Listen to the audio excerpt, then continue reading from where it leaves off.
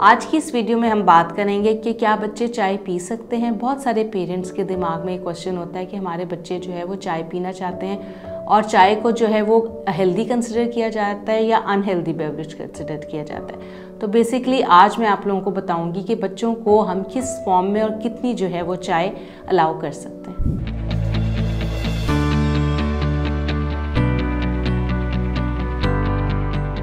Assalamu alaikum everyone, this is clinical nutritionist Margia Nadeem Khan here. I am currently working at Rainbow Obesity and Eating Disorder Center.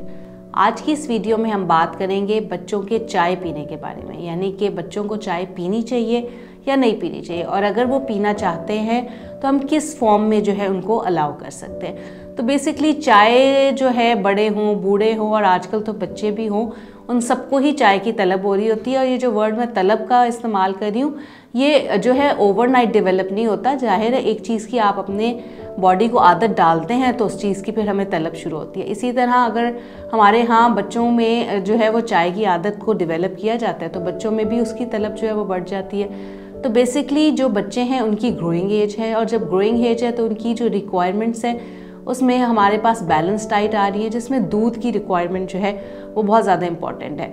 दूध है, दही है, पनीर है, ये उन्हें calcium जो है वो दे रहा होता है। अब चाय में जो है वो हम दूध कितना इस्तेमाल करें, और कहीं चाय पीने से बच्चों की एपिटाइट तो नहीं सप्रेस हो रही, यानी कि उनकी भूख तो नहीं ख़त्म हो रही, और चाय अगर वो पीना चाह रहे हैं और वो पी रहे हैं तो कहीं उनकी दूध जो है उसकी इंटेक तो नहीं कम हो रही।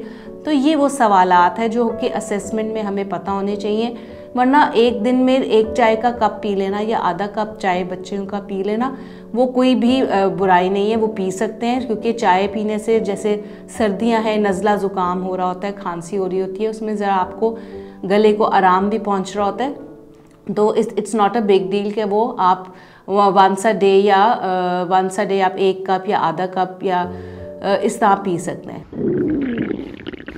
लगता है बाजार के खाने बहुत खाते हो। जी डॉक्टर साहब, मैं ये मेडिसिन प्रिस्क्राइब कर रहा हूँ, वो आप ले लेना। अब कोई भी मसला हो तो मरहम से डॉक्टर की ऑनलाइन कंसल्टेशन बुक करो, क्योंकि डॉक्टर से बात होगी अब घर पर। लेकिन जो है वो दूध पत्ती तो नहीं है, क्योंकि दूध पत्ती जो है वो बहुत ज़्यादा पकता है। दूध पत्ती के साथ वो बच्चे के डाइजेस्टिव सिस्टम को जो है वो अफेक्ट कर सकती है, और इसके अलावा उसकी भूख को जो है वो कम कर सकती है। तो फिर वो बाकी जो डाइटरी रिक्वायरमेंट्स है वो पूरी नहीं होंगी। तो इस चीज़ के ऊपर जो नज़रसानी करने की ज़रूरत है कि बेसिकली हम क्या कर सकते हैं। हाँ, बिल्कुल ऐसे हो सकता है कि हम मसाले वाली चाय, अदरक वाली चाय बच्चों को सर्दियों में दे सकते हैं। सिनामिन डाल के जो है, यानी कि दालचीनी डाल के दे सकते हैं, ताकि उसका भी कुछ असर जो है वो बच्चों के अंदर आए, तो वो नज़ला ज़ुकाम का अगर शिकार हो रहे हैं तो वो उससे भी बच सकते हैं। लेकिन आपने अगर बच्चे का चाय एक कप वो ले रहा है सारे दिन में, आपने बाकी न्यूट्रिएंट्स और बाकी फ्रूट ग्रुप्स को भी देखना है कि वो उसके पूरे हो रहे हैं कि नहीं। यानी कि उसकी डाइट में फ्रूट्स का भी होना ज़रूरी है, दूध की अपनी रिक्वायरमेंट है, वेजिटेबल्स की अपनी है,